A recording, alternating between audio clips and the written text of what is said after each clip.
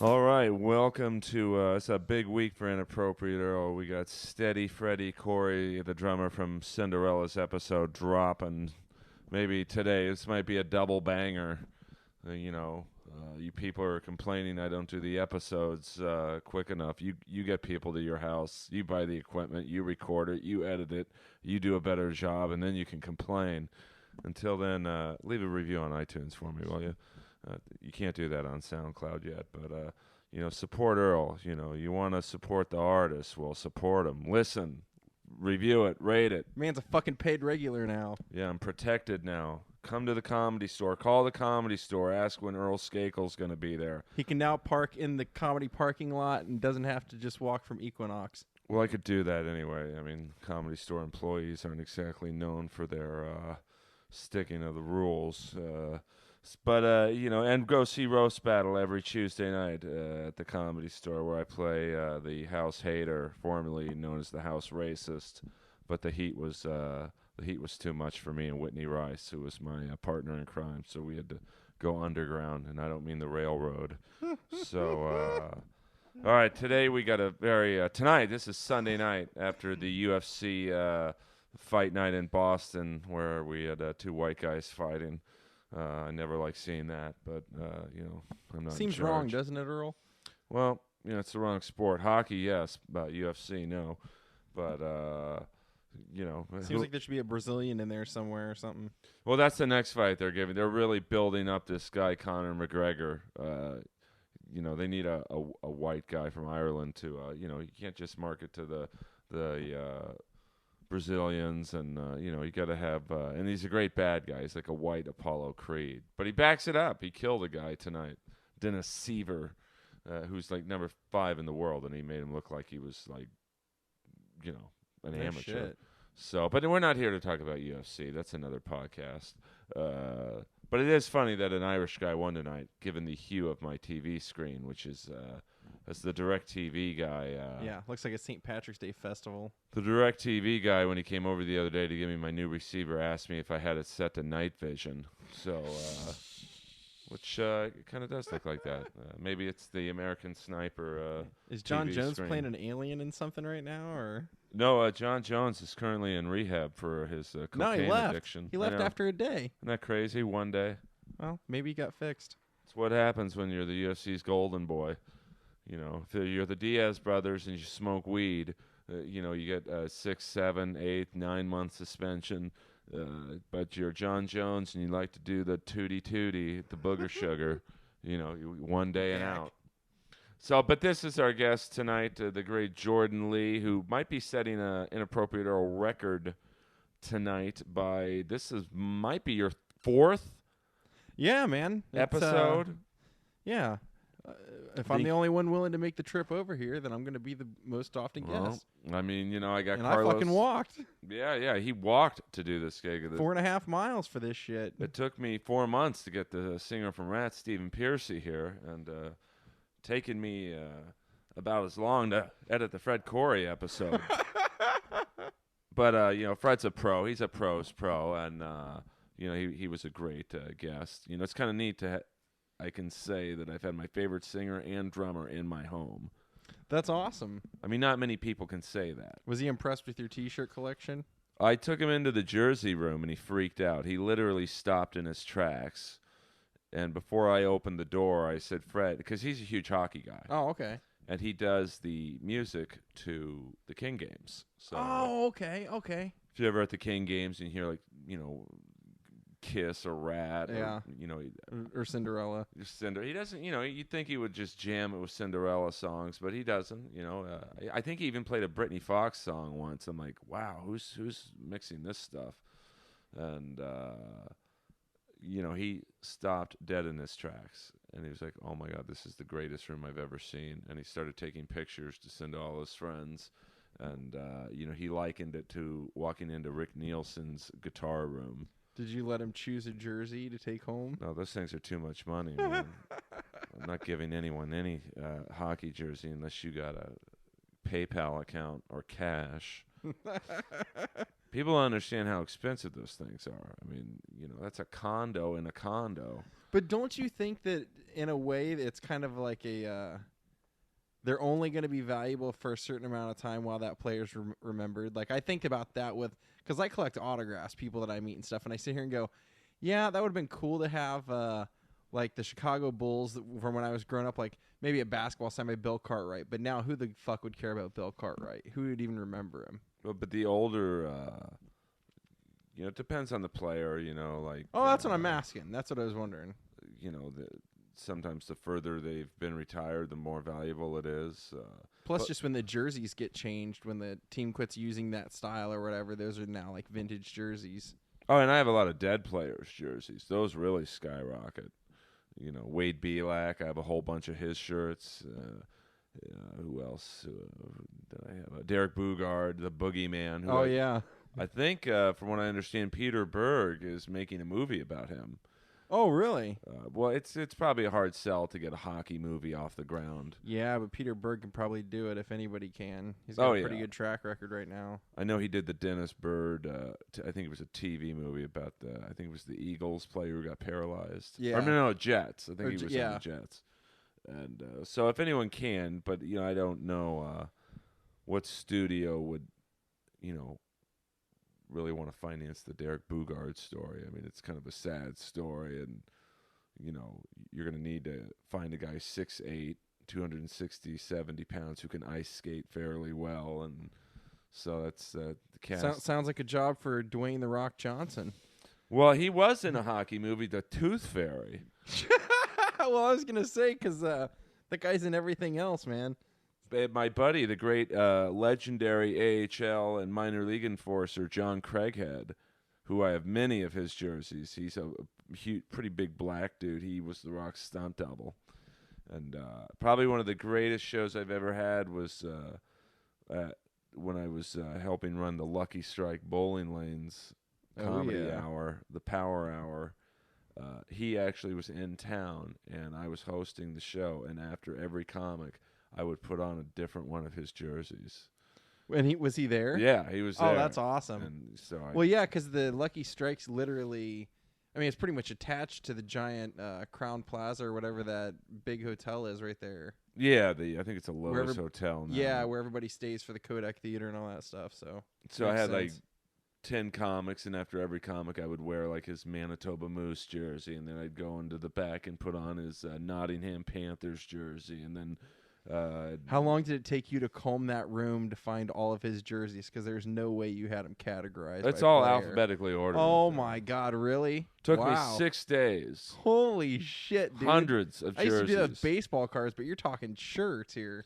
But those jerseys were all, at one point in time, it was just a cluster fuck of randomness. And then when I started selling them, it would take me 2 days to find a Roger Maxwell London Knights jersey. I'm like, I'd literally have to just throw them, and I'm like, I can't do this anymore. I have to alphabetically put them in order. So it took me 6 days because it was just craziness. But, Holy shit. Wow. But that's not why I have you on the show today. Yeah. There was a legendary concert that took place last week at the LA Forum, the renovated LA Forum, which I have not been to yet. You could almost not call it a concert and they called it a birthday celebration. Yeah, I mean, it was billed as a Foo Fighters concert, but yeah. It was what happened was okay, this is kind of going back a while, but when I moved out here in 2000, I stayed at a hostel when I first moved here. And one of the people I met in the hostel turned out to I was here to go to music school. We ended up going to the same music school. We're in all the same classes. And then I was selling an amplifier, and he came to buy it, wanted to be a recording engineer, and listened to a song of mine and said, I'll record anything you want for you. I like your music. We became best friends, and now, to this day, out of our class, we're the only two that are left in California. We had a band together for like over 10 years, and his favorite recording engineer and musician is Dave Grohl. So for all these years, we've always said we're going to go see the Foo Fighters at some point together.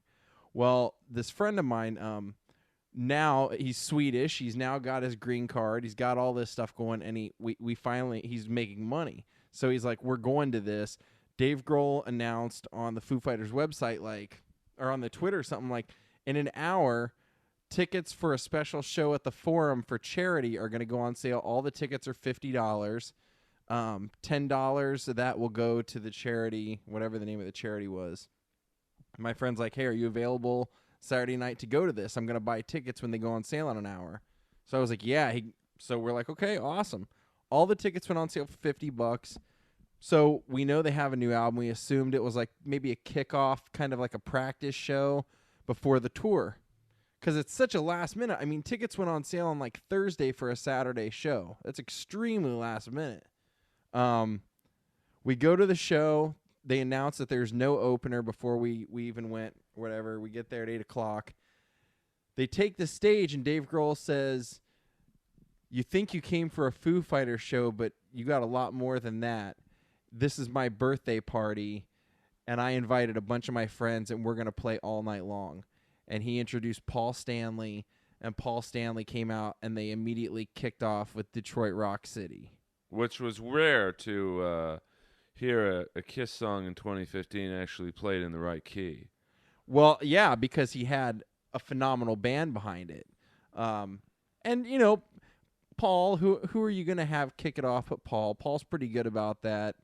He seems to be a guy that likes the attention, likes to talk. And when you hear who else ended up showing up, most of those people you wouldn't want behind a microphone talking.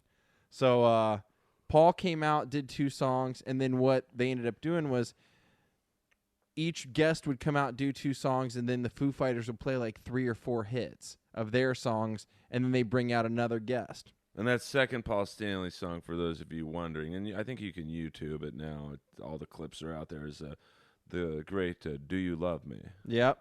So they did "Do You Love Me?"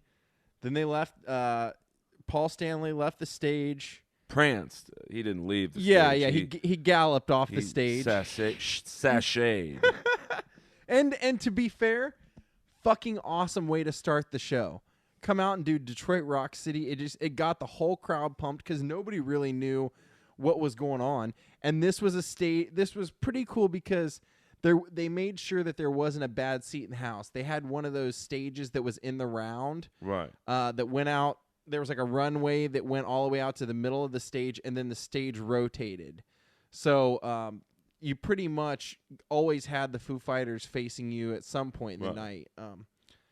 And then after about 4 songs, we hear them doing kind of an interlude, and I look over at my friend and I go, that sounds like Welcome to the Jungle. It sounded like the doon, just that kind of intro to Welcome to the Jungle. And I said, it's got to be them. And I look down, I see Guitar Tech carrying around a Cherry Burst Les Paul, and I go, okay, it's either Jimmy Page or it's Slash.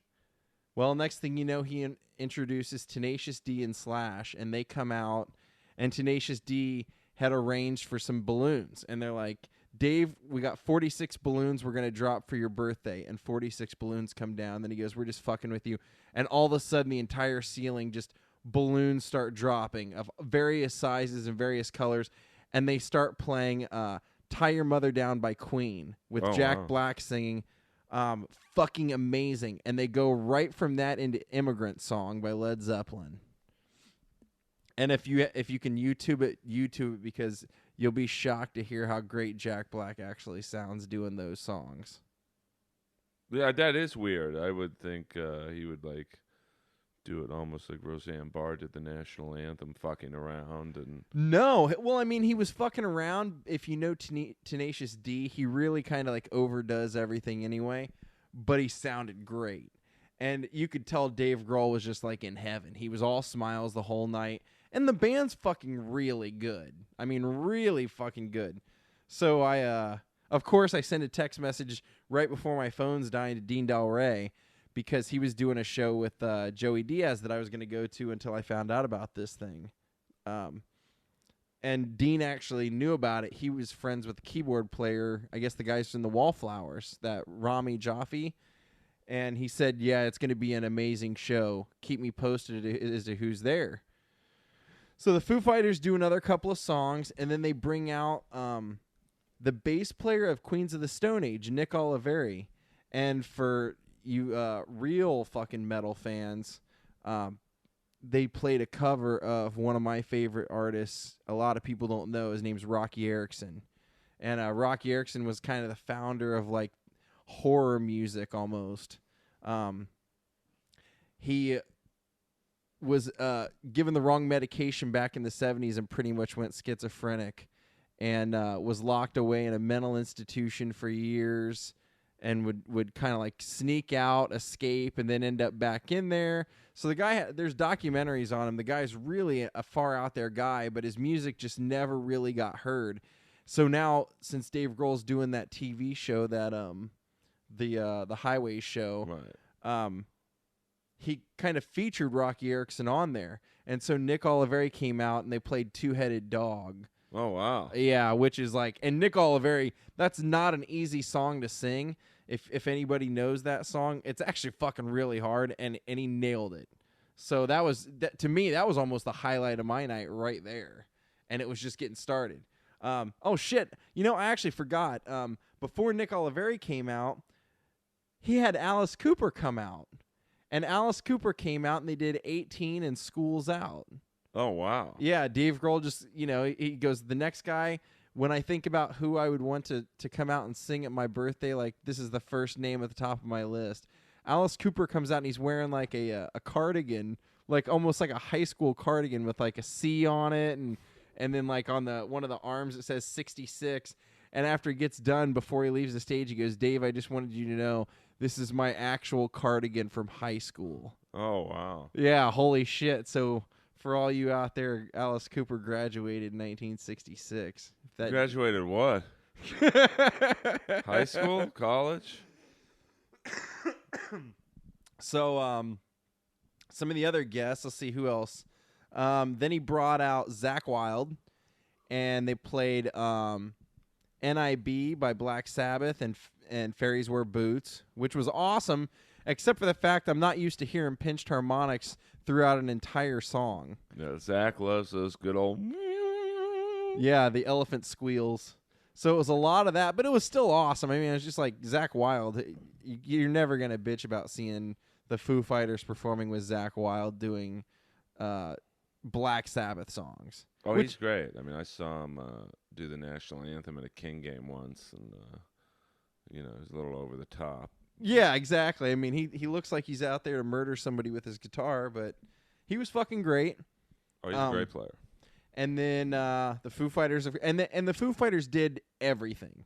Literally, the set at the end of the night was 31 songs, and I can't think of one hit other than like Big Me that they didn't play. They played Learning to Fly, Everlong, all that stuff.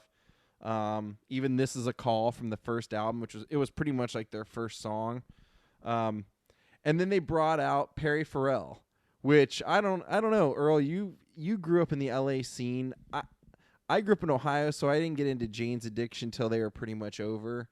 But Jane's Addiction was like a big thing in LA, wasn't it? Well, I got more into that Kiss tribute band with the 4 Genes called Gene's Addiction.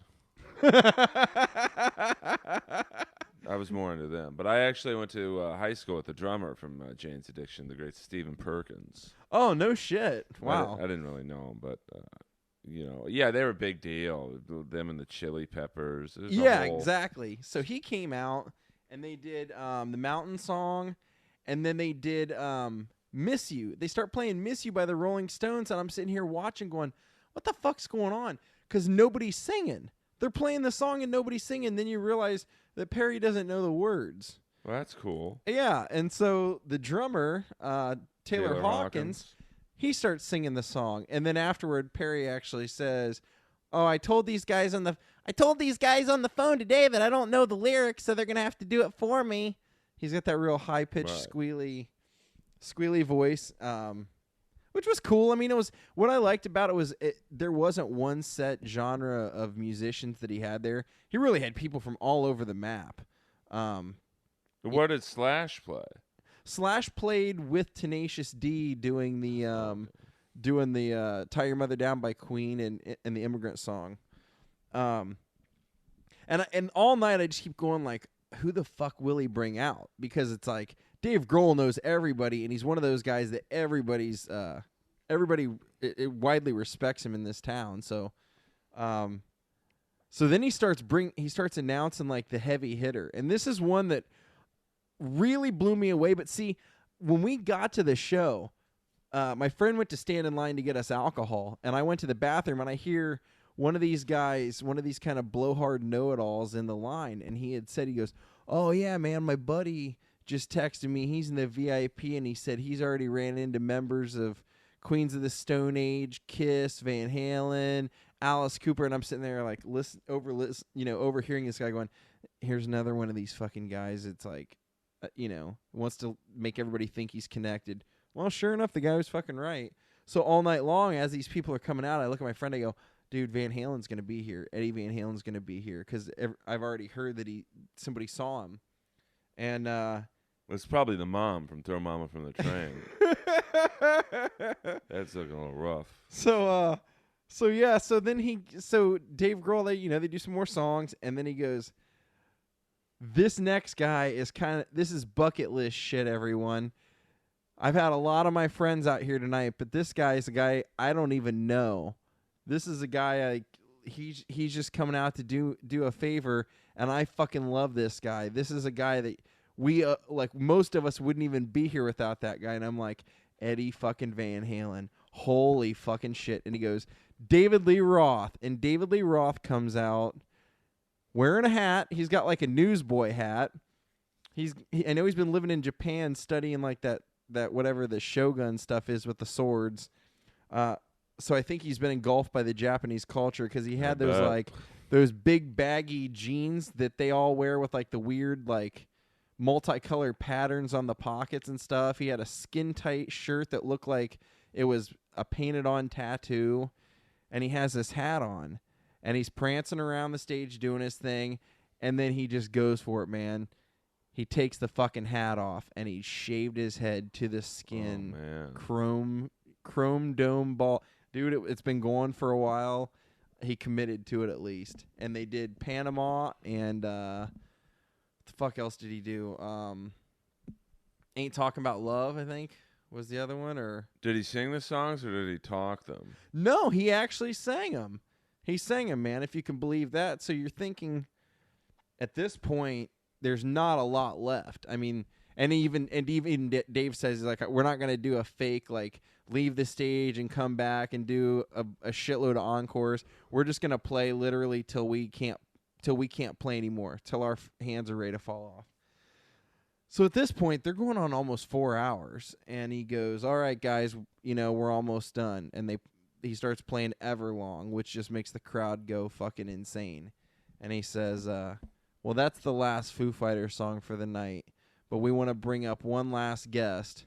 And if there's anybody that you'd ever want to play your birthday, or there's anybody I would ever want to play my birthday, this is the guy. I love this guy, and this guy's everything that's right with the world and rock and roll." And you see a man that looks like he's got no blood in his veins, skin's almost as white as a ghost. Clay Aiken? Very close. A man on each side escorting him up some stairs. I'm thinking, oh my God, he's going to introduce Ozzy. And here comes Lenny Kilmister from Motorhead. Oh, yeah, they're good buds. He's got Lemmy up there, and then Zakk Wylde and Slash both come walking out, and I'm like, this is going to be a disaster, because if anybody knows anything about those two guys, they're both lead guitarists, and whenever I've ever seen both of them in a jam, they just both solo. So you're going to have two guys just just constant, like one's going to be doing blues riffs and one's going to be doing metal riffs the whole night. And that's pretty much what it turned into. What songs did they sing? They only did one song. They did a Ace of Spades? No, it was actually a Chuck Berry song. But you couldn't tell, Chuck Berry's songs all pretty much have the same kind of beat and the same riffs and everything. They were Slash and Zakk were playing so loud you couldn't hear what Lemmy was saying. You could just see him up there moving. But when he started walking on stage, man, the guy was so thin and so rail-like, right. He almost fell over. And it was almost kind of scary that you were going to see Lemmy actually like break in half at this show. Well, I mean, he's got a pacemaker. He's got to be over 60. Yeah.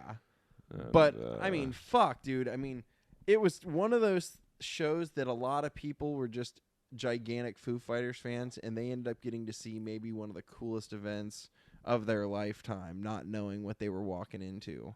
Well, I love those jam concerts. You never Right. I mean, and like I told you, the friend of mine that he's wanted to see him for literally, we're going on 15 years, and we finally now had enough money to go and to walk in and go, holy shit! The first show we're ever seeing is Dave Grohl's birthday party, and we never stopped at the merch booth on the way in, so we didn't notice.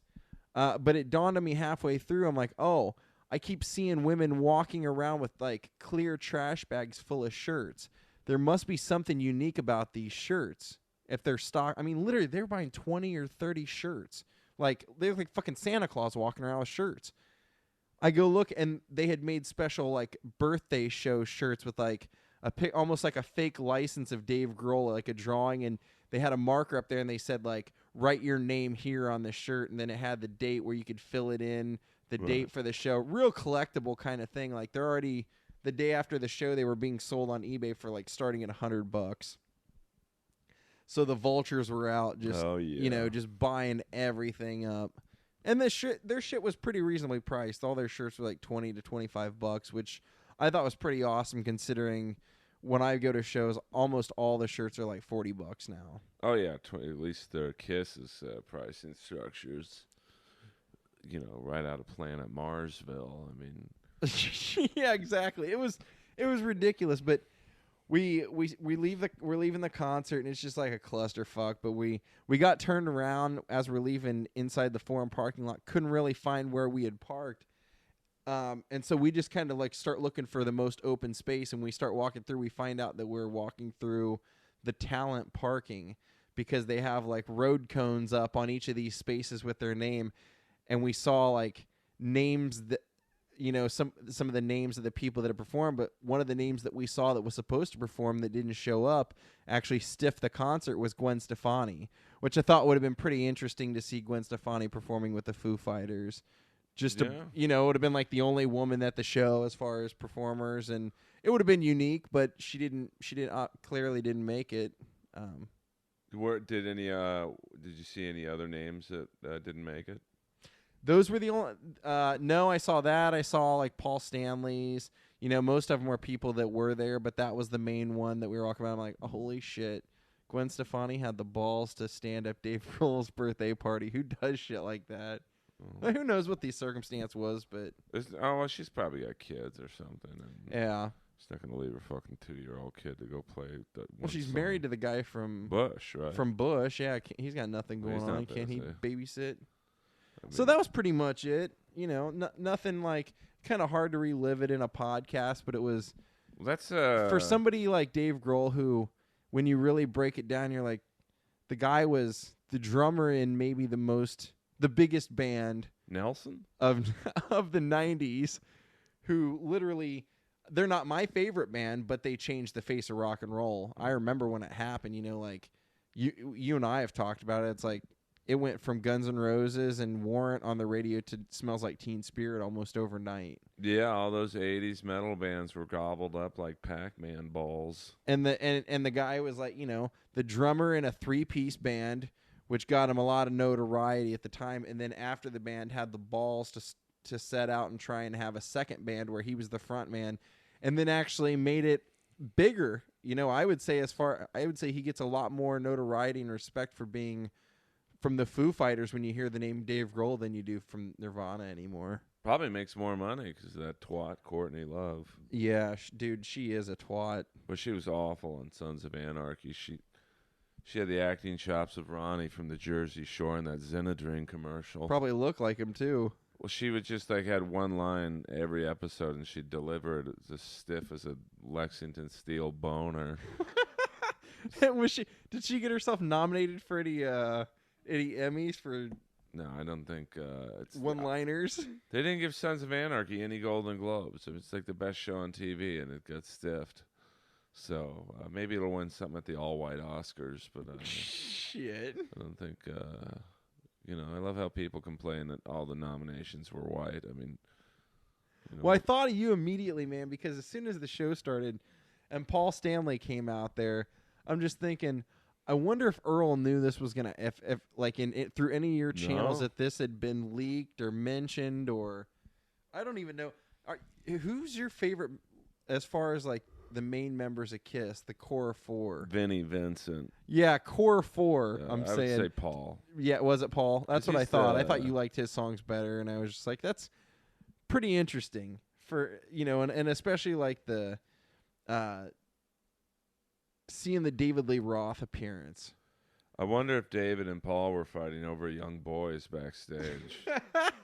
Well, I thought of that too, but I think that Dave Grohl knew that was a possibility, and that's why he made them like 3 hours apart in the show. Yeah, I mean, but they're probably friends. I mean, Well, they could tag team guys together if they wanted to. I mean, that's how much pussy those two have gotten. Where dick is just boredom. It's not gay. I had heard that there was a rumor that the Van Halen's finishing up or has finished up a new album. And it kind of would make sense now that that's possible, considering that David Lee Roth was in town. Because he had said on his podcast, the David Lee Roth show or Roth podcast or whatever it was, that he pretty much just lives in Japan now full time. Yeah, I mean he's a weird dude, and but in immaculate shape, I'll give him that. I mean, I don't think he could be in better shape than that. He was doing the leg kicks that were far and away over his head. But now his leg kicks are more like mid-calf kicks. I mean, he's having a rough time. I don't know, man. He's pretty in shape now. Oh, his see. body is great. But when I saw him at Staples Center about maybe 2-3 years ago, opening up for with Kool and the Gang. Yeah, I was at that. Let me ask you, It's rough. what was that whole like? Somewhere the midpoint or 3/4 of the way through the show, he just starts showing a video of him like And his dogs. training dogs. Well, I mean, I know he does it, but I think it was right after Ice Cream Man. I was gonna say it didn't fit the show at all. It didn't make any sense. I could see it if throughout the show there was a little mini documentary like that on each member, so you could here this is about Wolfgang, so you know about him or whatever.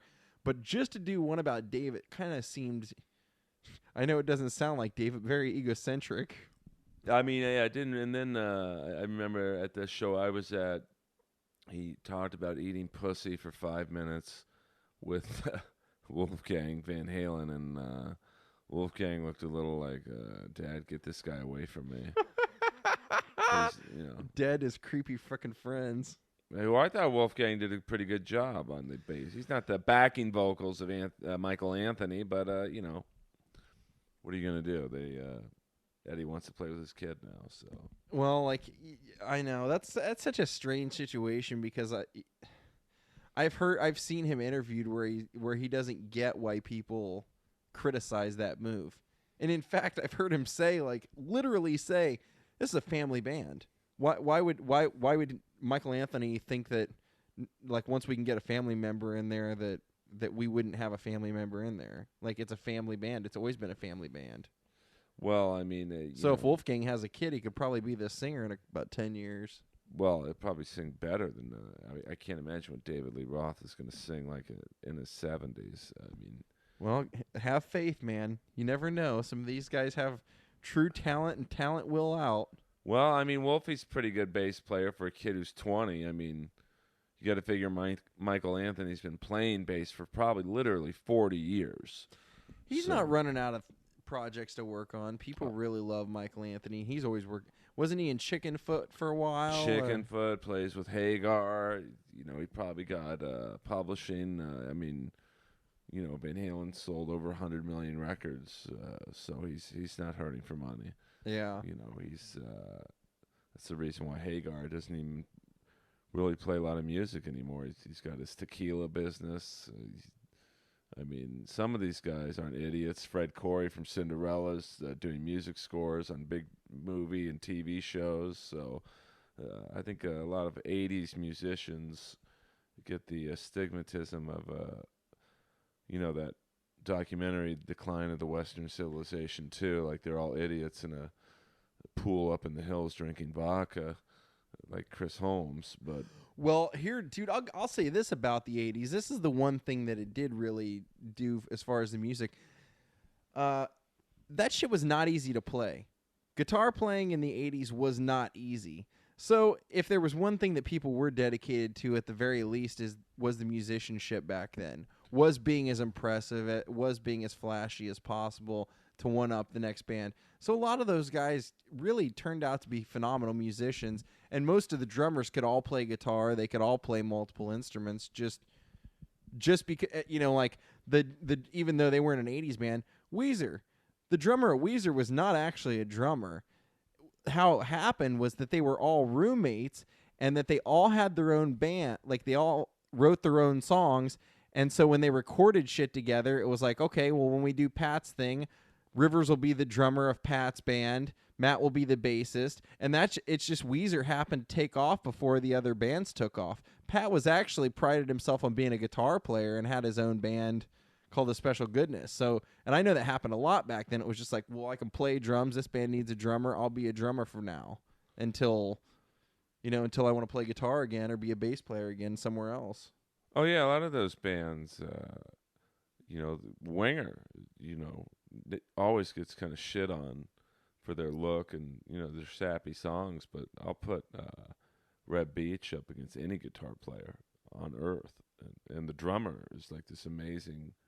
The great the Jew drummer, Rod Morgenstein.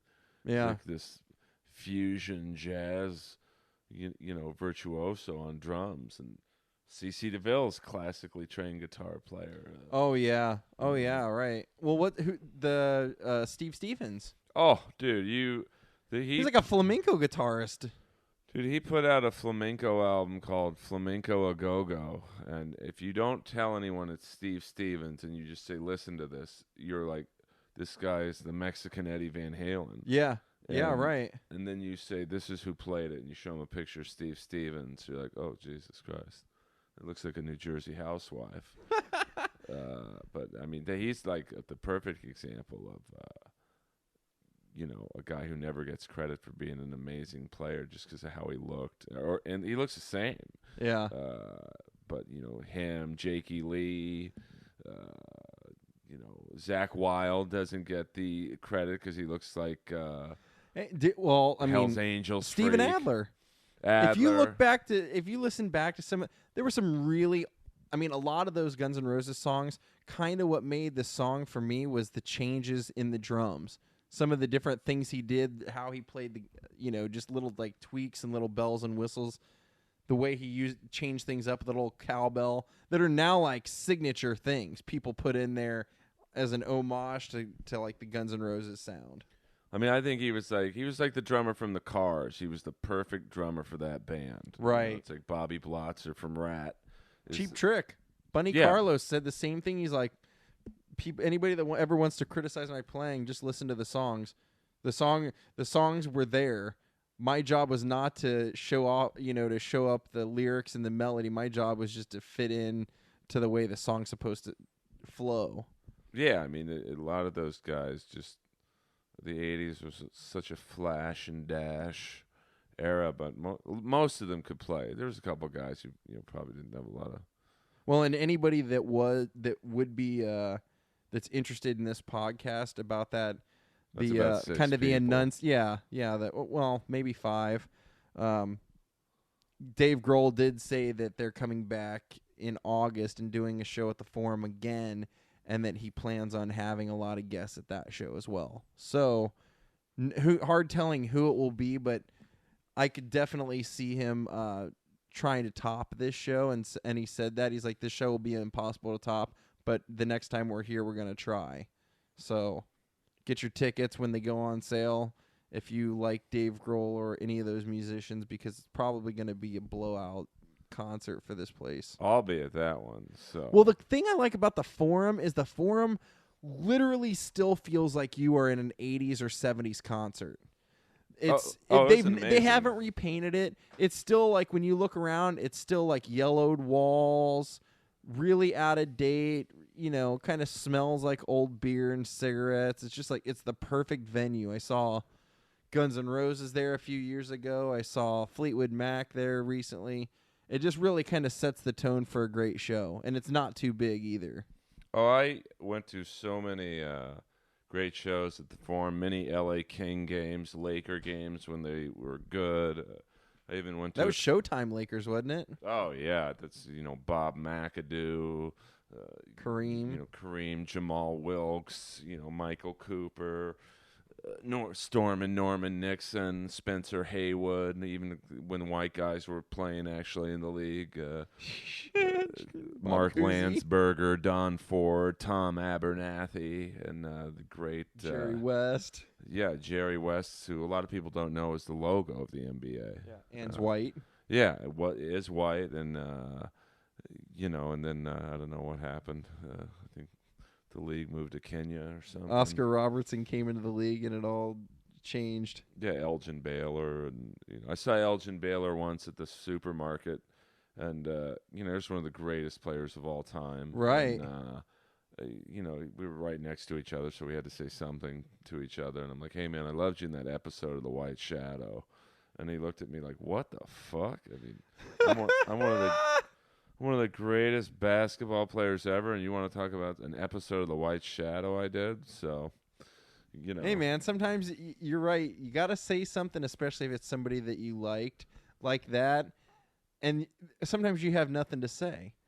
Well, I mean, it was so like I was on an airplane once with Terry Bradshaw, and the whole plane, even the pilots came out to say hello to him, and you're the greatest quarterback of all time, Steelers this, Steelers that, and I'm sitting right next to him. Yeah, and you're a Steelers fan. Yeah, but I was playing it cool, and then he just kind of looked at me like, "All right, what do you want to say to me?" And I'm like, Right. "I loved you in Hooper." And he kind of laughed. I was gonna say, why didn't you say like you loved his commercials or something? Well, I did the same thing to Cindy Crawford once when we were outside of some Japanese. Oh my God, you met Cindy. How did that go? What the fuck did you say to Cindy Crawford? And tell me this was in her heyday. We were like no, married this to Richard was like Gere. in the mid '90s or something. Yeah, that was kind of her, early '90s. I guess would be her heyday, but that's still pretty close. And we were outside of a restaurant, and actually I had just done a comedy show, but I parked in this restaurant's valet thing, and she was there at the restaurant, and it's just me and her, and we're as close as you and I are right now, about 10 feet from each other. She's looking at me, I'm looking at her, and I could tell she's just begging for me to say, hey. Begging for the dick? No, not that, but, begging for me to say, hey, I loved you and whatever, and I'm just looked at her and go, I got to tell you something, Miss Crawford. Fair game. Good movie. Yeah. Which is like one of the worst movies. I know. I taped it when I was a kid. It was Stephen Baldwin or one of the Baldwins. I think it was Billy. Yes, Billy Baldwin. Billy Baldwin. The bad guy from Beverly Hills Cop. I forget his name, but that was a late night HBO showing. That was a favorite. They used to like to double feature that with Naked Souls by the great Pamela Anderson. Or no, was Naked Souls Pamela? Yeah, Naked Souls Pamela Anderson, or the Water Pick movie with Anna Nicole Smith. Oh yeah, I mean there's so many of those movies that get made. And I actually had one of those moments recently. I was flying back from Ohio for Christmas, and I'm going through Houston Airport, and Houston's one of those weird airports that when you have to catch your connection, you actually have to go up and get on a monorail train to get taken down to the next section. And as I'm getting on the train, Scottie Pippen, the great Scottie Pippen, is walking off. And I mean, I grew up watching the Bulls constantly because we had WGN. It was the 90s, like the Scottie Pippen, Michael Jordan had to say something, and he had his beats on, so I just looked at him and my mouth dropped, and he looks at me. I could tell he was just like, all right, what? And all I could do was give him the soldier salute and say thank you, and he just nodded and walked away. But I was like, that was enough. Didn't say enough to embarrass myself. Didn't have anything to say other than you're just awesome. You were awesome to watch. Yeah, I mean, I think as long as you're not a dick to these people. Yeah, what am I gonna say? Can I have your fucking shoes? Or yeah, they like it. Everyone likes to be acknowledged. Any celebrity who says they don't is bullshit, and everyone. Right. It's like, did you see Birdman yet? I probably won't, but why is that? I like to keep my movies light. It's just I can't say I don't have the time, but Well, they sent me the SAG screener. is that So the Mark Fidrich story? it's no, it's the Michael Keaton. yeah, right? the new Michael Keaton movie. Basically, the gist of Birdman is that Michael Keaton plays, for all intents purposes, himself. Like they have his backstory is that he was like this big superhero long ago, which would be the original Batman in his life, and now nobody really remembers him except other than that, and that was like 20 years before. So he's trying to do a stage play based off of something that like a book and that he read when he was younger that influenced him when he be an actor. And it's just this movie is the story of like 3 or 4 days before the opening of this play that he's doing to be taken seriously. And he kind of says in there, like, he makes this comment about like, the day that Farrah Fawcett died, you didn't even know about it because Michael Jackson died. And he's like, I feel like I think about that when I'm on a plane. Like, what if this plane goes down and there's somebody more famous than me on this plane? Will anybody ever know I was on it? And that's what I feel like when I see some of these guys that I grew up being a fan of. I'm like, I don't feel like it's embarrassing to them because who knows when they've heard it last. Seriously, I was on a date one night in one of those, like, you cook your own food in a fondue pot at the thing, and it's like literally a first date with this girl, and I look at the table across from us, and I look at my date, and I go, I'm 99% sure that's Christy McNichol. And she goes, who's that? And I go, oh, she was on Empty Nest, but she was in my favorite, like, after school special show called Pinwheels. And so we, like, as we're on the date, I'm looking it up on my phone. I'm showing her. I go, this is her. And she goes, that's not her. I go, I'll bet you dinner that it's her. And she's like, okay, I'll take that bet. So I just stand up and walk across the table, and I go, excuse me, were you in Pinwheels? And she goes, yes, I was. I don't think anybody's remembered that. God, I can't remember the last time somebody remembered that. And I go, I was a big fan of that show when I was like real little, like watching that, and I just wanted to say hi. I was like, it was awesome to meet you, just saying hi. And she goes, that really made my day. Thank you. And like when she left, she like came over to our table and said like, thanks again, that made my night. And like, oh, cool. And said goodbye and whatever. And for a first date, that was awesome because the girl was like, holy shit, I can't believe that you recognized her. But then after Christy McNichol walked away, she said, that's so cool that you saying something to her made her night. Like, I was afraid when you went over there, it would be like embarrassing, but you actually made her night. So now I just never have any shame. Like if it's an appropriate moment or something, she was actually eating by herself, so I didn't feel like I was interrupting anything. Well, it's like the other day at Equinox. Maybe I shouldn't have said the gem. But, dude, anybody that follows you on social media knows what the fuck. I saw Frank Grillo. He's a big character actor. Gets a lot of leads too in smaller films. He got on the elliptical next to me. I'm like, dude, you were in Blind Justice. And wait, was that Rutger Hauer Blind Justice, or is that Blind Fury? No, that's Blind Fury. Blind Justice was on ABC about 06 or 07-ish. And it was a story about a New York City street cop who, on the first episode, during a bank heist, he comes down, tries to stop it. He gets shot in the eye, or shrapnel hits him in the eye, so he's blind. Okay. And they still let him carry a gun. And it was a big show at the time because it was Stephen Bochco, NYPD Blue. Right. So it was like, oh my God, it must be a good show if Stephen Bochco's doing it. And was it a good show, Earl? I liked it. I didn't. So probably wasn't a very good show. Got canceled. Well, it had quality people in it. I mean, half the cast from Miami Vice was in it, and they couldn't understand why it didn't take off. Ron Eldard, who's a very, good actor. He's in a lot of things. He played the blind cop, and then. A lot of character actors, you go, oh, I know that guy. Right. Like there's a bald guy who played the police sergeant. This guy's in everything. He's in The Mentalist right now. I forget his name. But he's you look up his IMDb page, it's got to be well over 100 credits. Right. So, Fucking envious of people like that. a lot of guys like that. Yeah, it's I'd great. love that. I would love to be like, I wouldn't mind at all to be in like 100 different projects, even as just like a small part, just because every part you're playing something different. Well, it's like the Mexican guy you've seen everything with all the tattoos. I'm not Danny Trejo, but there's another dude.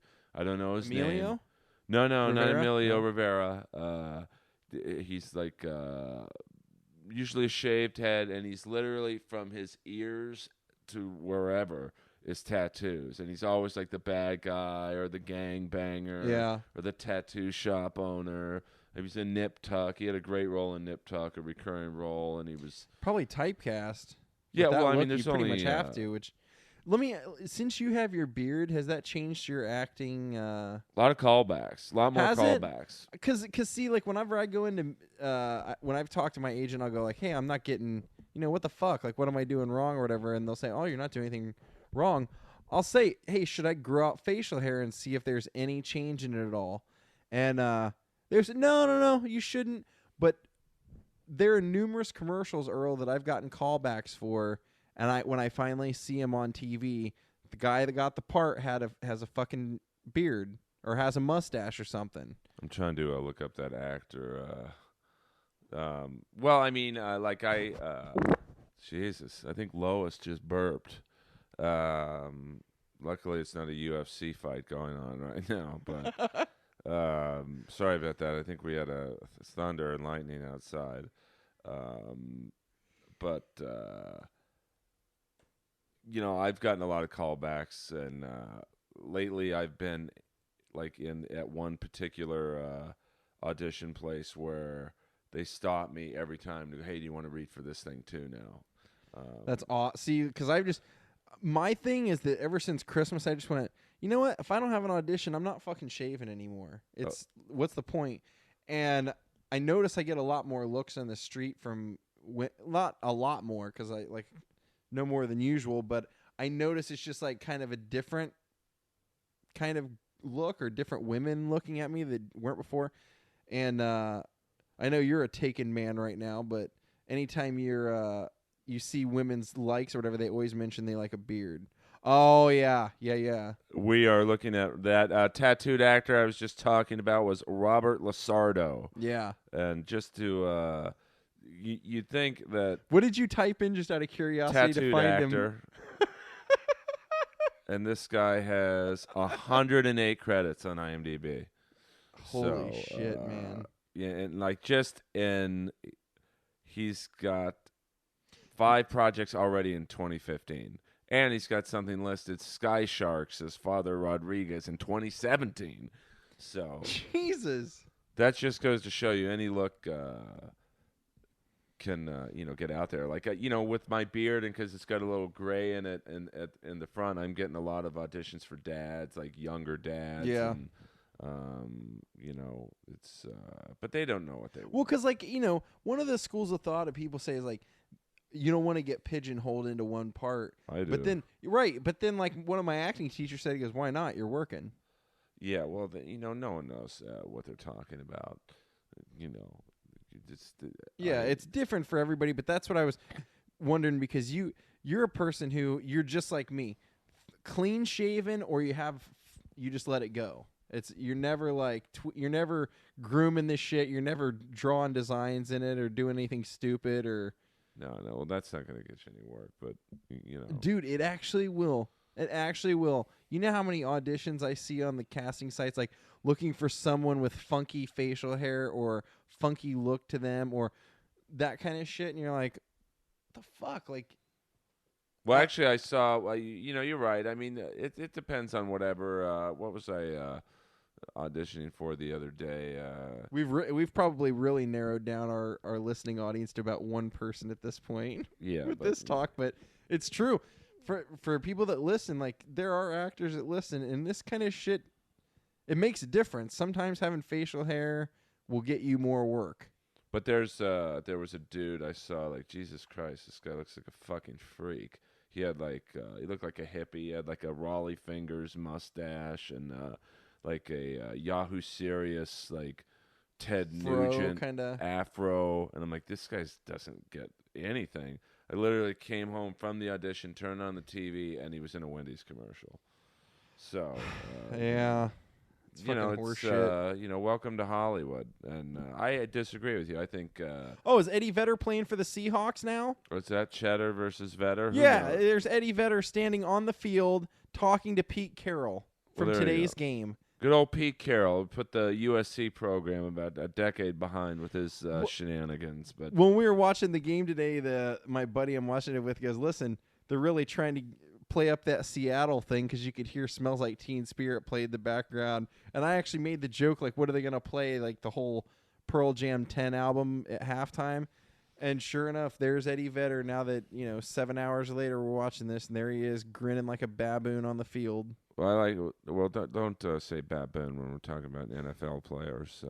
While we're watching the UFC previews. Yeah, the great John Jones, and John Jones is a great fighter, though. I mean, he's like I wish UFC were a little more mainstream because I really don't think people are appreciative of Dude, the greatness of John Jones. I was gonna say, cocaine aside, would you say he's probably the most lethal athlete that we've seen since maybe like Mike Tyson or something like that? He's the best ever. Because I know Mayweather, is undefeated, but I wouldn't say that Mayweather is a guy that you have the but he doesn't fear of like beating somebody to a bloody pulp. But he doesn't take on the best guys. I mean, he waits till they're out of their prime and then accepts fights 5 years later. John Jones only fights the best, and what's crazy about John Jones is he beats you at whatever you're good at, which is crazy. Like no shit. He just he can out wrestle you, out jiu-jitsu, out. Well, he hasn't really been. He hasn't really faced a true jiu-jitsu crazy guy, but like his last fight last week or 2 weeks ago, whatever it was, against Daniel Cormier. Cormier's literally wrestled in the Olympics. He finished in 4th, but still, that's pretty good. Right. And I think he was like an All-American, and Jones out-wrestled him. His fight before that, he fought, I think, Gustafsson, who's known as a striker. He outstruck Gustafsson. His fight before that, he didn't really get in a jiu-jitsu war, but he fought Vitor Belfort, who's like a UFC legend, and Belfort is a severe black belt in jiu-jitsu. I mean, a Brazilian black belt. Yeah. And, you can ask Rogan this next time you see him at the store. He'll tell you there's different levels of black belt. Right. I mean, I literally could start the Earl Skakel jiu-jitsu school and give someone a black belt, but it probably wouldn't mean too much. Like, you get a Brazilian black belt in Brazil, you're good. And Belfort had John Jones in a armbar, and it was locked in, and Jones just literally picked Belfort up, and this is a roided up Belfort. No, he got popped, tested, right after that fight, and just got out of an armbar of a Brazilian black belts. Dude, no one does that. So he's like, it'll be interesting to see what he does now. They'll probably have him fight Gustafsson one more time because it was such a close fight. Right. Some people even had Gustafsson. Well, he was supposed to be at the game today.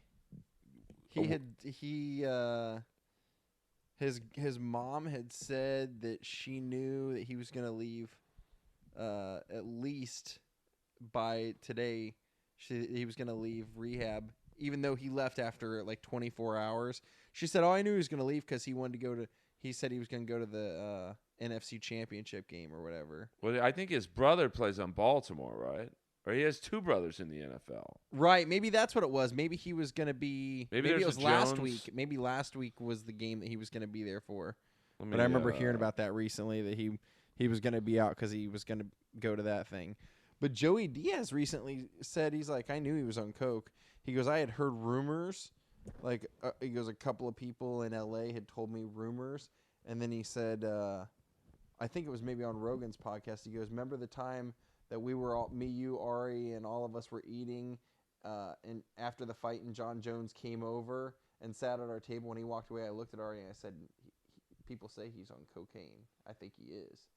And so, sure enough, He claims it was like a one-night partying thing. Yeah, no one does coke for one night. Right, and his mom kind of like in her interview or whatever she said in the press, she made it sound like, well, I know what he said, and he's told me the truth, but I think him checking into rehab was the right thing to do, and then he left right away. So okay, this is John Jones's breakdown. His brother Arthur is a defensive lineman for the Indianapolis Colts. Then you must have been there today. And his younger brother, Chandler, is a defensive lineman for the New England Patriots. And his older sister, Carmen, died of brain cancer. Oh, we'll so it edit was today. that part out. So it was today, because today was Patriots versus Colts. Yeah, we'll edit that. Sorry about his sister, Carmen.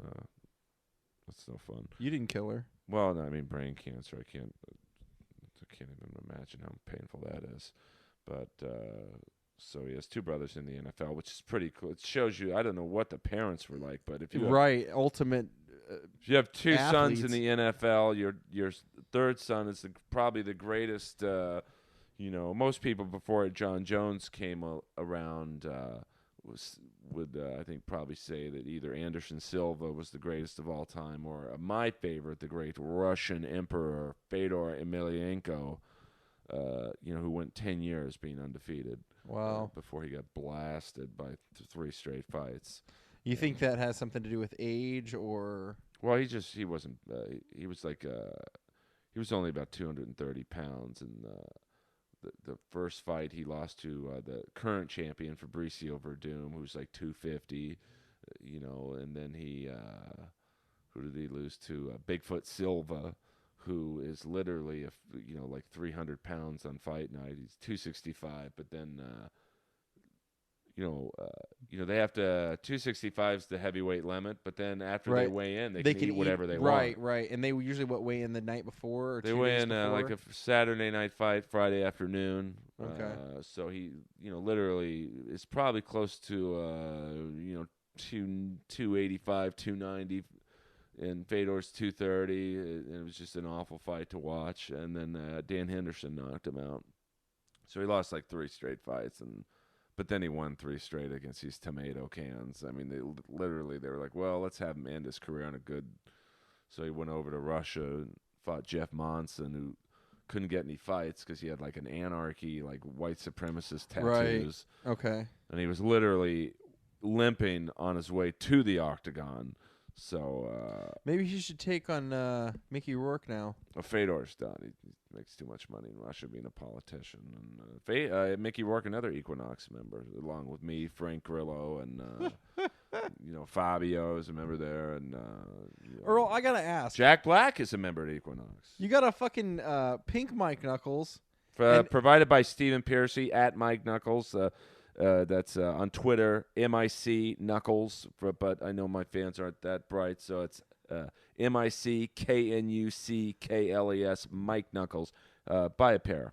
But I'm looking, and you have like a matching pair of shoes that match them. Where did you find fuchsia Nike Air Force Ones? Well, I don't want to name the website because they don't give me any money. But there's a particular website I used to go tennis shoe shopping on.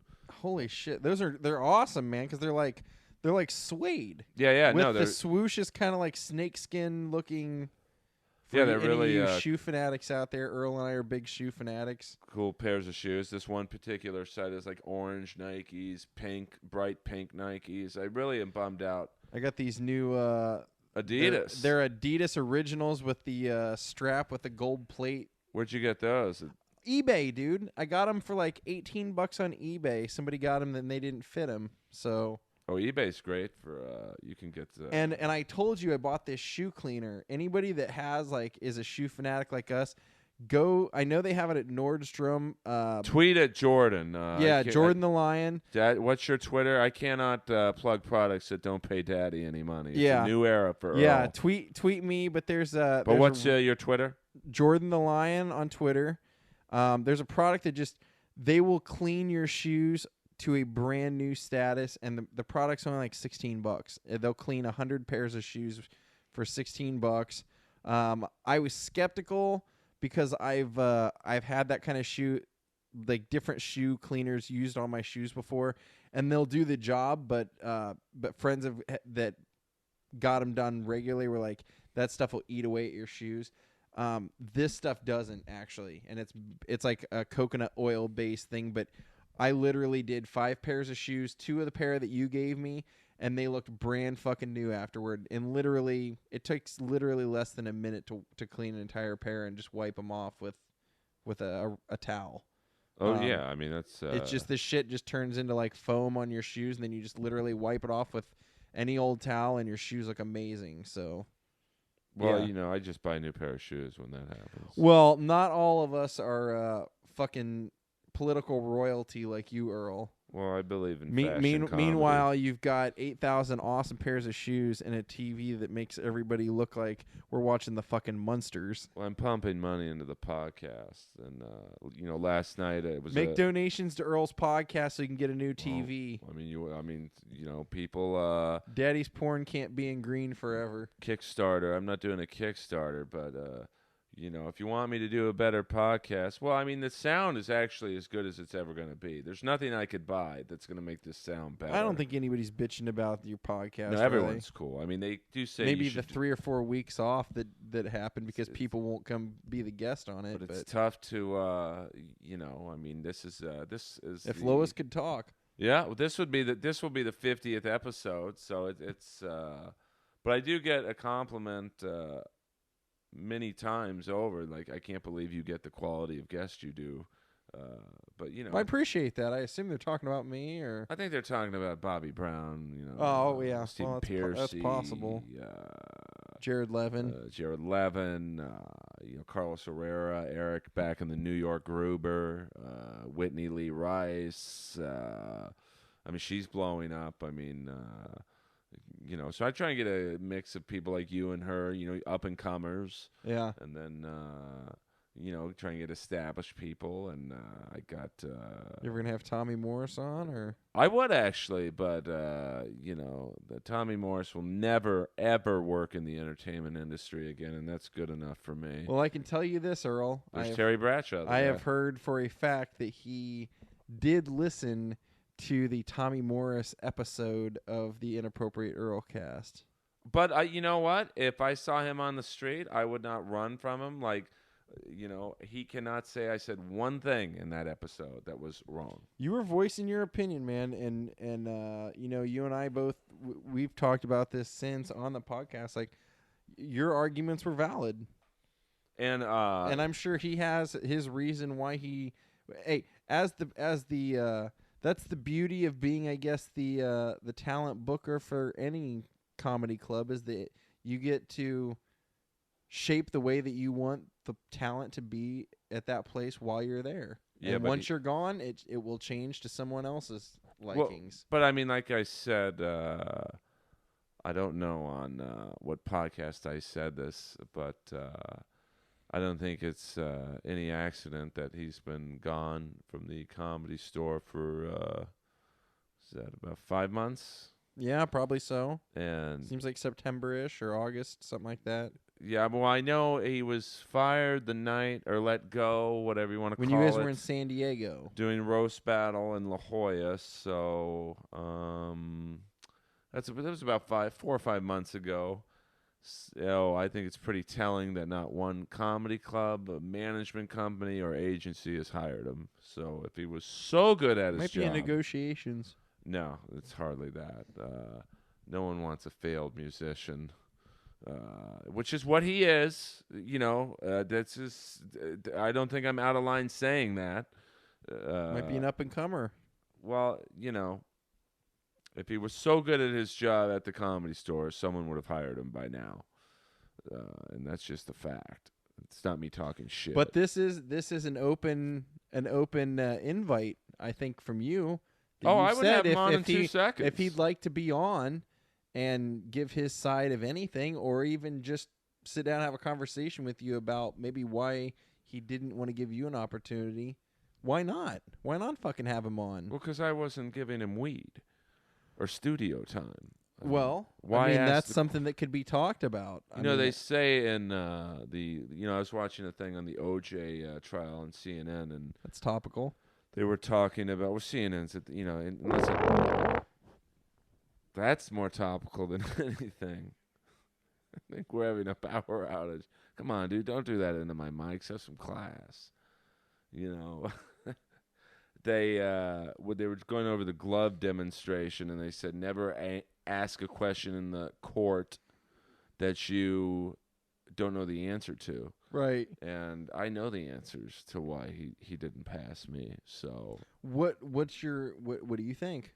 I've heard I wasn't giving him anything. That's that's very possible. But I get the greatest salvation is when I go on before or after people he passed, and let's just say I do as good as they do. Well, I'll tell you, if you want to know what the rumor that I had heard over time. Sure. What the rumor was that he, and this is just what various people had told me when I would say, I don't understand why Earl's. What they had told me was that Tommy felt that you were overprivileged, that you didn't, that you maybe because of your lot in life that he wasn't going to give you a chance because why should you get everything?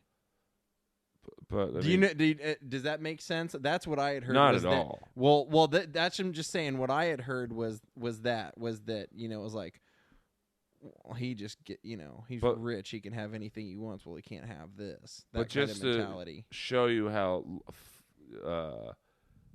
I don't even know what the right word flawed that logic is. He passed Ashley Hamilton, who's I don't know George Hamilton's kid who didn't even fucking do comedy. Jesus Christ. And nothing against Ashley Hamilton. I don't know him, but it's like so what's so because so-and-so is George Hamilton's kid. That's not a privileged life, or you're absolutely correct. He just got off on the mind fucks. Or when I hear the rumor or people tell the stories about like Shia LaBeouf, his dad used to come in and like throw around that he was Shia LaBeouf's father, and they would give him stage time, or they would demand Danish and O'Neill give him stage time. Well, I mean, I don't think he was a good talent coordinator. No, I don't want to bore people with that. I think I'll put it this way. I'll put myself up against anyone Tommy passed the last 5 years, and I'll feel very comfortable following them. Are you enjoying being a paid regular? Is it? Oh, I love it. Has it changed your approach to comedy at all, or has it made you more comfortable on stage now?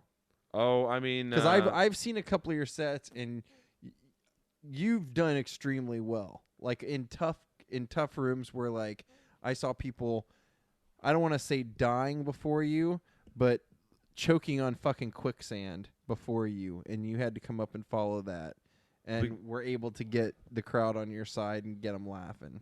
Well, because they give up and they don't.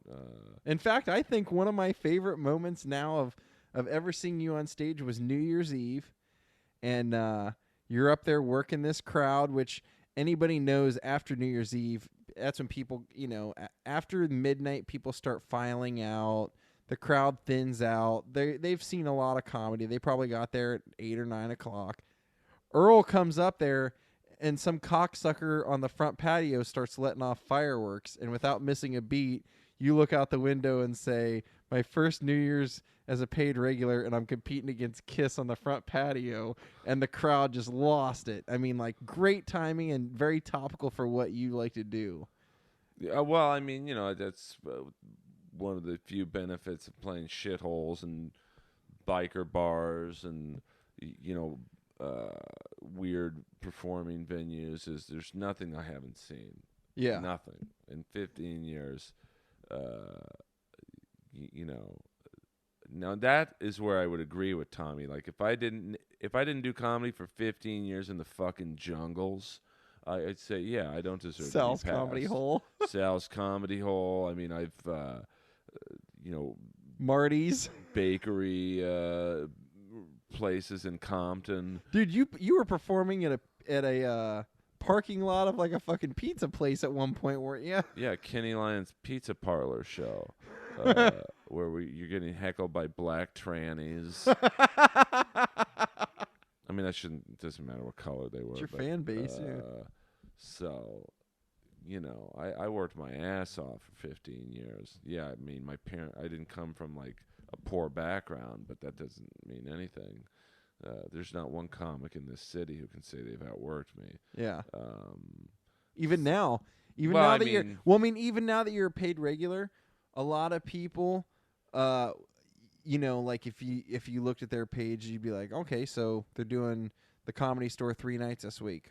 That's it. That's all they're doing. You're still doing rooms I've never fucking heard of.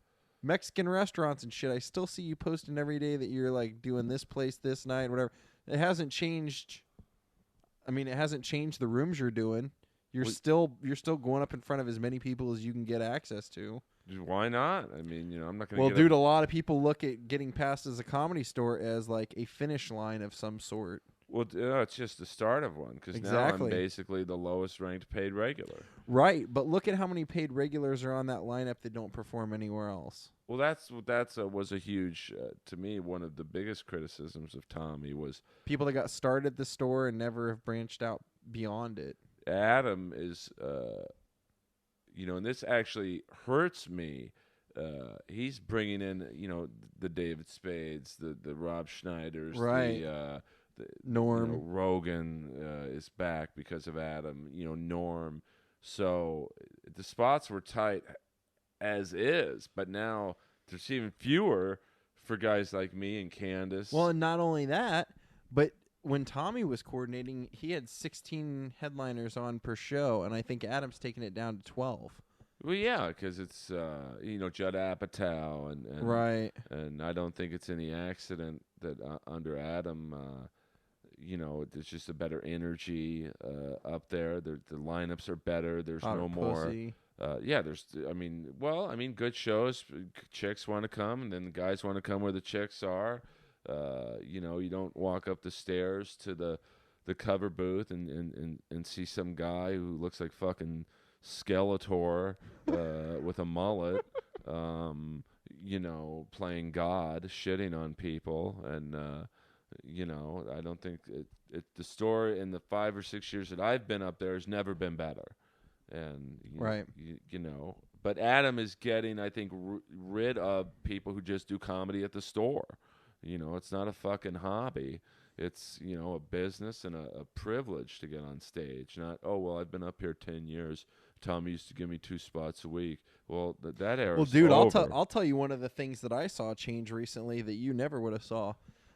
Somebody doing a development spot, and when their spot didn't go so well, afterward I saw them like kind of having a breakdown, saying like, telling somebody, I hope Adam doesn't find out about this. I hope. Well, he will. Right, but you would have never heard about that. Like nobody would have ever done that when Tommy was doing development spots because he never went in and watched any. He didn't care. Right. It was not a whether or not you did well.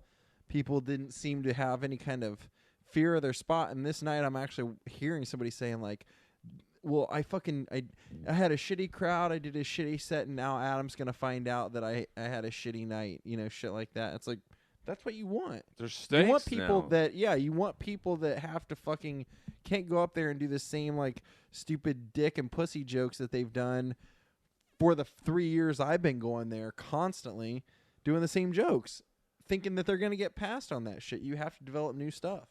Oh yeah, I mean, you even the people who get development spots are just like that, and that might be the newest paid regular there. Jesus, dude, what did you eat, man? Don't ever come over here after whatever you just ate again. I feel like Clarence Clemens is playing the trombone right now. That's insulting, Earl. It's just a different era up at the store, man. And the days of Tom used to give what I call fuck off spots to people. Like, oh yeah, here's your spot, get out of my hair. Adam doesn't do that. Yeah. And yes, me and Adam are friends, but it's not like he's giving me Dalia spots. I'm going on, 12:45, 1 o'clock. Right. So I probably don't deserve anything better than that right now. I'm not. Well, I mean, you're not. Nobody. I don't think anybody gets anything better than that when they first get passed. Yeah, I mean, I don't like. you know, I mean, I'm not on TV, so it's like, you know, but I think going up late is not an easy spot. I mean, the crowd's dead usually. They've, you know, been hit over the head with, you know, 2 hour, 3 hours of comedy. Crowd So, work to death, so you can't really. At that time of night, it's hard to talk to anybody because they don't want to talk anymore. they've heard it all. Where you from? Oh, what do you do? And a joke about that job or that city. Yeah. So, you know, but I love going on late night. Just, you know, you know, 15 years of experience of you know, jokes. So there's not one person who's going to throw me a curveball. Yeah. So usually, I love being up there at the Comedy Store, and you know, it's definitely like I did the L.A. Riot Festival last night, roast battle, Right. Right. and I could definitely You tell should I'm talk more, about that a little bit. well, I could tell I was definitely more respected up there. Like, you know, a lot of TV comics were coming up to me who I didn't even know knew me. And hey, congratulations on getting past, and you know, you were always one of our favorite comics to watch, and blah, you know, blah blah blah, and you know, I mean, I hope to next year get on that as you know, a stand up. You know, last night was the roast battle. Did you at all feel like the Ultimate Warrior at the Hall of Fame induction ceremonies, where everybody was just coming up and apologizing for all the shit they'd said over the years No, to not this really. guy? And I mean, I think you know, I think Amy Hawthorne put up a poll I'll bet. on her blog or, you know, website Right. or whatever you call it, about it was like a fantasy guess the next paid regular pool, and I was like the unanimous decision. Yeah. You know, I think it was like guys like me and Tebow, and I think Eric Marino, and a couple girls like Jen Murphy, and Right. but you know, I think I don't think too many people were disappointed when I got past. Well, dude. Or Candace. Candace is great too. You and now the Macho Man. Yeah, I mean, it's Warrior, It's- Sting, Macho Man. Sting in the WWE. I don't think it's an accident that me and him, you know. Dude. But his was by choice. Mine was because a maniac was in charge who used to fucking book male review shows in Jacksonville. All of a sudden, he knew what comedy was.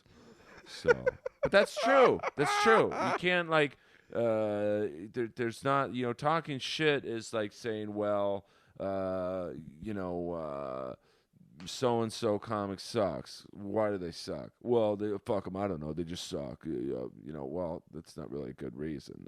I give reasons behind what I say, and you cannot deny that Tommy Morris, before he came out here to be a musician, which hasn't happened. If you're waiting for the newest Tommy Morrison album to drop on iTunes, good luck. I mean, even I have an album out on iTunes. You have to be a moron. You don't get any of the money out of it, but Well, that's because TuneCore ripped me off. But so don't buy my album. I'm telling you. but it's on there. No, but don't buy it.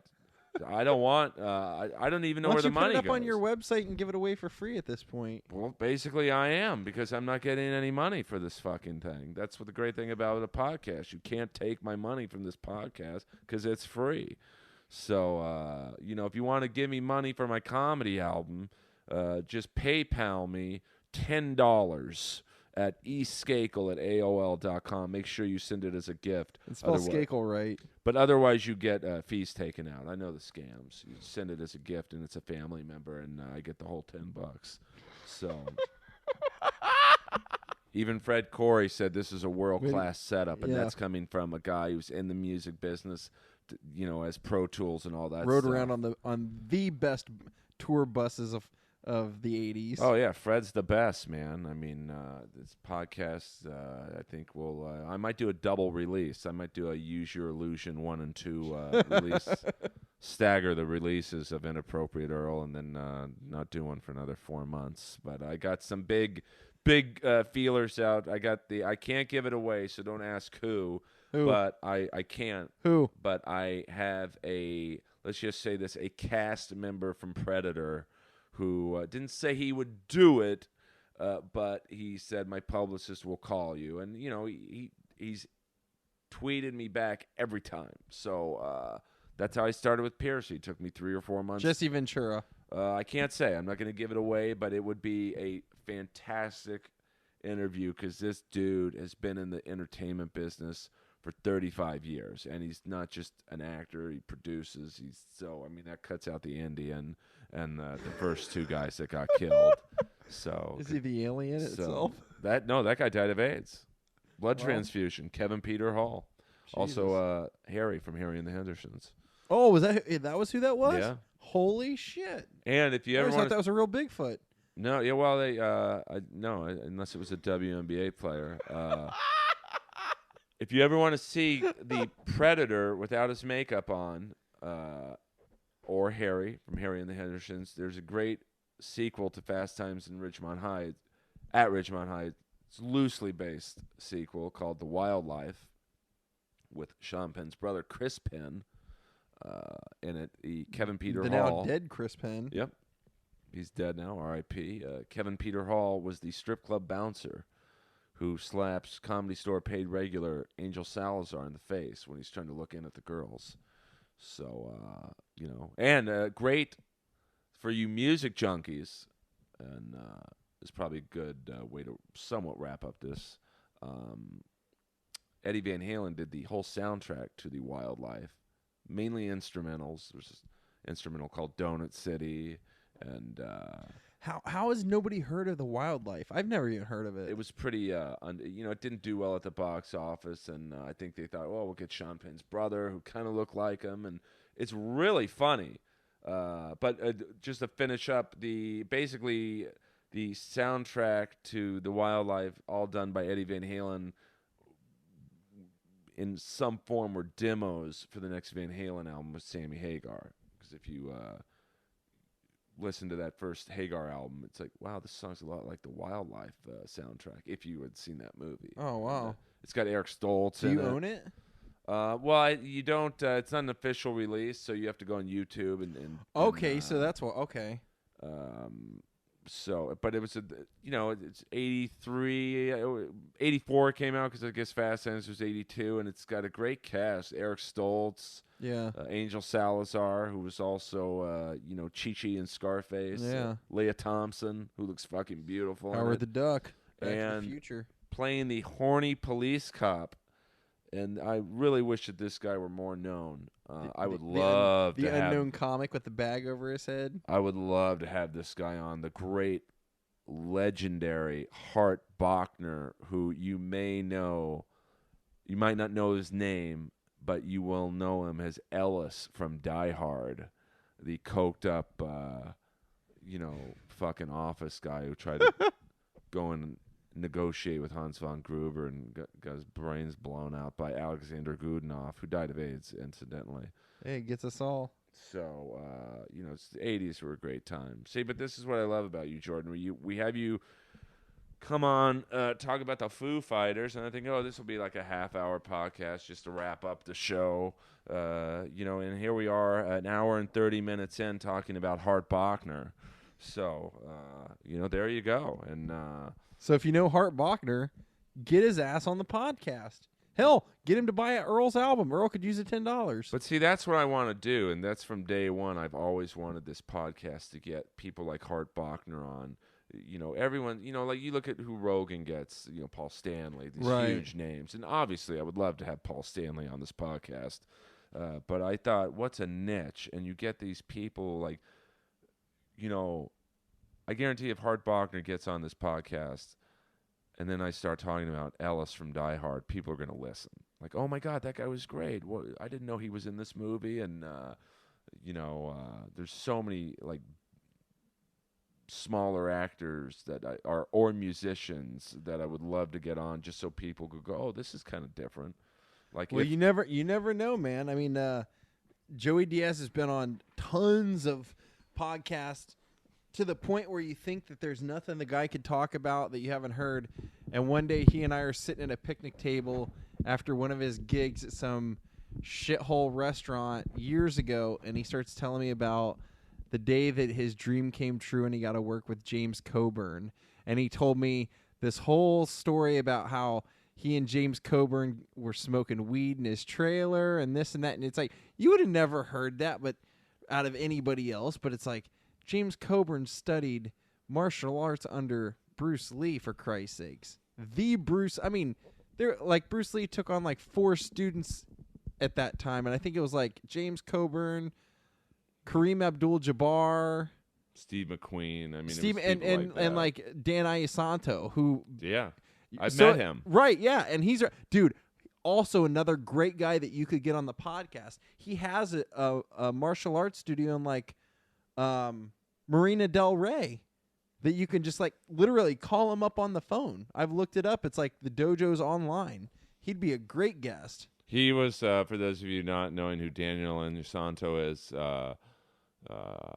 he was, if you ever watched the movie Game of Death, which is a fascinating movie. Right, Bruce Lee's last movie. Bruce Lee had died in like 10 minutes into literally, like, they had like 10 to 15 minutes The movie is him in it. When Bruce Lee's not in it, it's an absolute fucking monstrosity of a movie. But they literally use cardboard cutouts of Bruce Lee. They use fake guys with sunglasses to pull off the look. I mean, it's amazing comical that they did it in 1979. You think, right? You know, like there was no CGI. There was very little technology. Not back there. then. There wasn't. Not in that one. But I mean, that movie was like they took like 5 years, 6 years off. Yeah, Chuck Norris is in it. Yeah, there's a great fight scene at the Coliseum. I think. Kareem's in it. But Kareem wouldn't come back to finish it. So, like, if you watch Game of Death, you'll notice that the huge black guy at the end is not Kareem anymore. Yeah. So he did the final fight scene, which I guess was one of the first things they filmed. And Daniel Inosanto was basically the movie Game of Death was the original. The main story behind it was Bruce Lee wanted to go up 5 levels and fight a different style every level. Like one guy was going to be a karate guy, the next level was going to be like a nunchuck guy, and so on and so forth. And I think Daniel was the first guy he fought. Right, so there's a great fight scene. Yeah. And then Kareem, he went up and fought Kareem, and it is a fascinating movie given how how they basically jigsaw puzzled it together 6 years later. And I think the only guy to come back was the legendary Kung Fu man, Bob Wall. Yeah. Who was the guy Bruce Lee kills. Well, Dan, one of the impressive things about him is that he was actually, when Bruce Lee was on location filming, he's who Bruce Lee put in charge of his training his students. He was literally the right-hand man. And now what he does is he still teaches, but what Joey Diaz was telling me is that Dan will do these special, like, once every couple of months, he'll do like a Sunday workshop for big men, guys that are like 300 pounds plus, and teach them how to do judo and jiu-jitsu and roll and teach them how to do it for a bigger man. Because like Joey was saying, he's like, a lot of this shit, you go into the schools and you start working on it, and like you're a big guy, you're losing your air, you can't do everything, and it's disheartening. It makes people give up. And he shows you as a big guy some of the things that you can do, ways to do things. He said it was like probably one of the best workshops for anything he's ever taken, most informative. So for anybody out there looking who's a bigger guy into getting into something like that, look into it. Yeah, I don't even know how you spell Daniel's last name, but I will plug that guy because I mean that guy taught Bruce Lee and was in let's get him on the podcast. Guy's like in his 70s. Yeah, but a guy like that's probably not going to come to West Hollywood. Hey, you never know till you ask him. Yeah, no, I'm trying to figure. Now I'm asking anyone. I'm tweeting, private messaging celebrities. And some are actually saying yes, like Turtle from the North Shore, the great John Philbin said, "Yeah, I'll come on your podcast." I'm like, "You got to come to me." He said, "Yeah, no problem." So that's for those of you wondering what's coming up next. He's not coming up next. Fred Corey is, but Turtle from the North Shore, man, who doesn't want to, Then I tweeted Gregory Harrison, who played Chandler in North Shore, and I didn't hear back from him, but that's all right. If you're friends with Gregory Harrison, or tweet, just to get some action out there on Twitter about Inappropriate Earl, tweet who you want me to have on the podcast, and if you know them, hook it up. If you don't, I'll try and. I'm sure your number one fan, Twit Earl, will be on top of that. Twit Earl's a maniac, but that's not me. I don't know who it is, but I can't even do my own Twitter, let alone a second identity. But he's a very big, or she is a big. He or she is a big supporter of me, and that's who you want as fans. Guys or girls who. I mean, I had one girl back in the MySpace days said, "Let me redesign your whole page for you," and I'm like, "Well, I can't really pay you." And she's like, "Oh, I don't care. I just I'm a big fan of yours." And she did this whole Ultimate Warrior design, and all the buttons were. And I've got this one person who's like, "Oh, I'll do a cool T-shirt design," and I don't feel like I'm known enough. I don't want to be known more for my T-shirts than my act right now. So. But I know Ari Shafir's got some really cool T-shirts, but he's a lot more known than I am. So, I'm trying to. But he became known for the podcast, so. Oh yeah, Ari's like he's the first one to admit it. He's like, without the podcast, there's no people coming to see me at shows. Like, that's what's brought me the fan base is doing the fucking podcast. Oh yeah, Ari's like a mentor to me, and I don't even think he knows it because he's pretty. We're friends, but he's a pretty quiet dude, so I don't like go up to him and.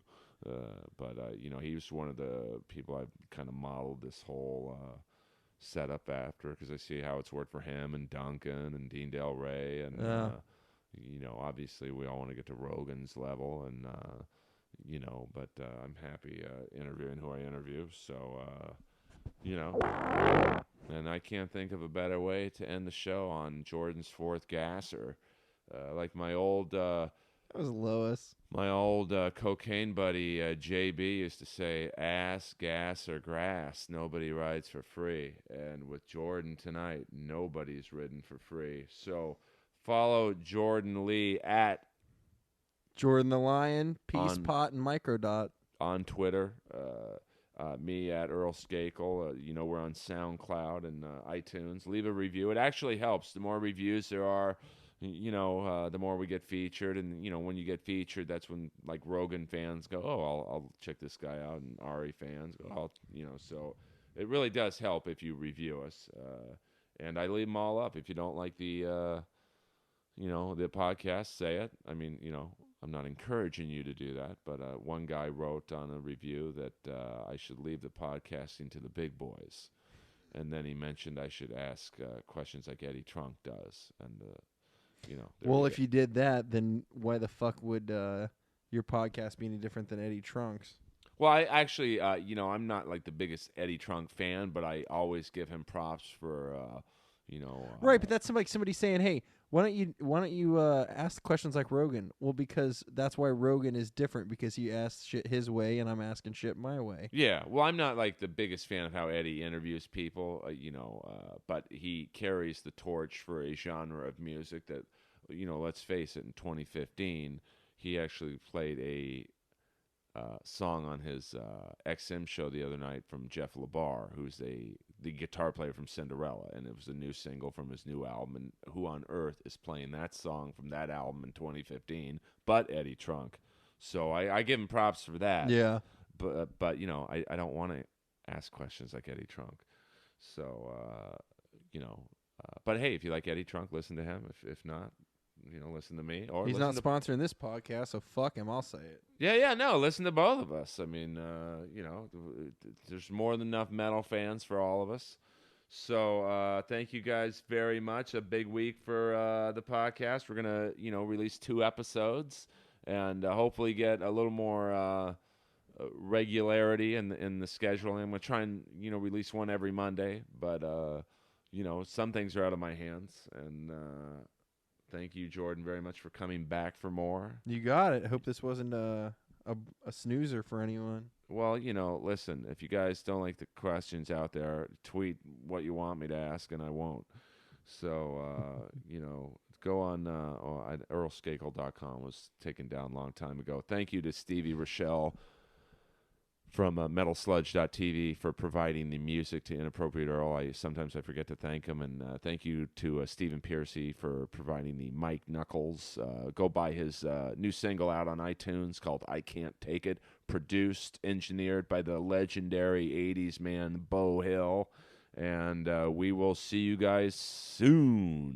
Yeah, dig it.